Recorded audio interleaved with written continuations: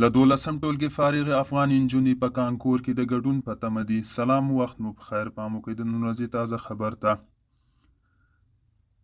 له 12م ټولګي فارغه وږمه اوس په خپله سیمه کې د یو ښوونځي ښوونکې ده، خو هیله لري چې لوړې زده کړې ترلاسه کړي.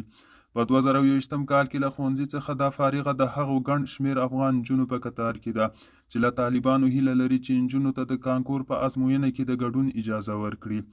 وږمې امریکا غږ ته وویل په 12م ټولګي کې وم چې طالبان راغله او ښوونځی یې وتړلې او زموږ پر مخ کانکور ته د ورتګ لاره هم بنده شوه.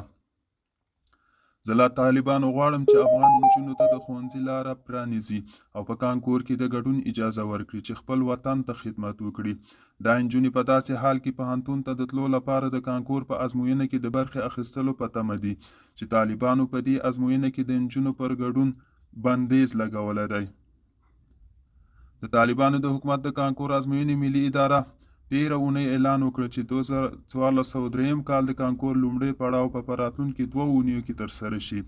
دغه ادارې ویلي چې په دې ازموینه کې د نجونو د ګډون په اړه پرېکړه د پوهنې او لوړو زده کړو وزارتونو پورې اړه لري.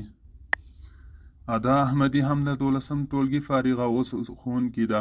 هغه وایي متاسفانه چې موږ په کانکور کې ګډون نشو کولی. هغه افغان نجونې چې لویې هیلې لرلې اوس نشي کولی چې خپلو ارمانونو ته ورسیږي او دا لویه ستونزه ده. وږمه او ادا د خپلو لویو هیلو د پوره کولو په پار په نړیواله ټولنه غږ کوي چې په طالبانو فشار راوړي او افغان نجونو ته د ښوونځیو بیرته پرانیستلو او په کانکور کې د برخې اخیستلو لپاره هڅې ګړندۍ کړي. وږمه وایي هر افغان نجلۍ یوه هیله لري، خو د ښوونځیو دروازې بندې شوې.